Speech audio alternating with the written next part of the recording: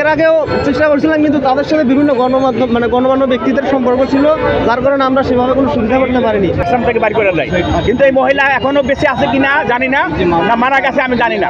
যাওয়ার পরে আমার ফ্যামিলি থেকে একটা আসে, 2 মাস পরে আমার বলে তুমি যে একটা অসহায় মহিলাকে ভর্তি করাইছো, তুমি একটু খোঁজ খবর নাও। আমি ওর বৃদ্ধাশ্রমে ঢোকার পরে একটা অফিসারের সামনে এই রিসিপ্টটা আমি দিই, দেওয়ার পরে আমার রিসিপ্টটা পাকা মারি আমার অগস্ত পাঠায় গালাগালি দিয়ে আমার ওর আশ্রম থেকে বাড়ি করে দেয়, কিন্তু এই মহিলা এখনো বেঁচে আছে কিনা জানি না, না মারা গেছে আমি জানি না। আমাদের রিসিপ্টে আছে, এটা আপনারা দেখেন বুঝা যে আসলে কি মহিলাটা কি আছে নাকি। এটাই যে এখানে তারিখ আছে দেখেন, 9 জানুয়ারি সম্ভবত দেখেন, এই মাসের না 2022 সালের। জি, আর দেখতে আসি নাই, মানে এখন এই ঘটনা শুই না আমার সন্দেহ হয় যে আসলে কি আমার এই মহিলাকে তারা বিক্রি করে দিয়েছে, না মারে ফেলাইছে, না কিডনি বাড়ি করে নিয়েছে। এই জন্য আমি স্লিপটা নিয়ে আসছি আপনাদের কাছে। আচ্ছা, আপনি তাদের কাছে গিয়েছিলেন? হ্যাঁ, দিয়ে গেছিলাম। আপনি যেহেতু এই মহিলার দায়িত্ব নিয়ে তাকে এখানে ভর্তি করে, জি জি জি, পরিবারে কি আরো সন্ধান পাইছেন?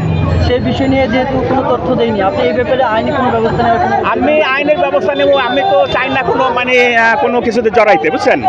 এখন আপনারা সাংবাদিক আছেন, এটা যদি সুস্থ তদন্ত করে দেখেন যে আসলে কি এই মহিলাকে বেঁচে আছে নাকি মারা গেছে, এটা আমি চাই। এটা কে মহিলাটা কে? এটা একটা রাস্তা, আমি একটা মহিলা পাইছিলাম রাস্তায় কে বা টাহারা ফেলাই হয়ে গেছে, সাথে একটা ব্যাগও ছিল, বুঝছেন। রাত 11টার সময় আমি ভর্তি করেছিলাম এই মহিলাটা। এটা কবে পেয়েছেন? এটা আমি 2022 সালের 9 জানুয়ারি, সেটা পেয়ে এখানে লেখা আছে। হ্যাঁ, 2 বছর আগের কাগজ দেখে মনে হয়। হ্যাঁ, না এই দেখেন আমি তো ওইভাবে রেখে দিয়েছি, বুঝেন নাই। পরে তারে পান নাই, না পাই নাই। আপনি পরে সন্ধান নিতে গেলে কি বলছে?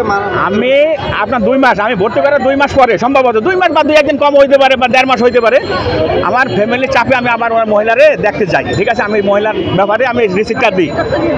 এর আগে আমরা এভাবে জানতে পারিনি একটা মানুষ যে এরকম হতে পারে, এটা আমার ধারণা ছিল না। কি করেছে সে মনে করো অসুস্থ অসহায় মানুষকে বৃদ্ধাশ্রমে নিয়ে এসে তাদের কিডনি। এর আগেও চেষ্টা করছিলাম, কিন্তু তাদের সাথে বিভিন্ন গণমাধ্যম গণমান্য ব্যক্তিদের সম্পর্ক ছিল, যার কারণে আমরা সেভাবে কোনো সুবিধা করতে পারিনি। এখন যেহেতু বিষয়টা সামনে আসছে, তাহলে এই জন্য জনগণের পাশাপাশি আমরাও সব কিছু করতে পারতেছি।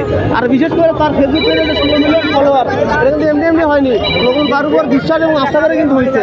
কিন্তু এইভাবে যদি দুর্নীতি হয়, তাহলে ভবিষ্যতে কিন্তু সাধারণ লোক আর কোনো মানুষকে কিন্তু সাহায্য দিতে চাইবে না, যেহেতু তারা প্রথমত এখানে একটা অন্যায় করছেই।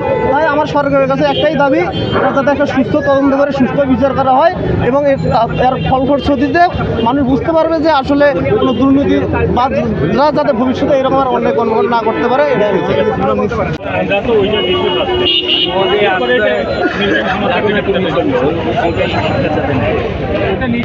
এর আগেও নিচে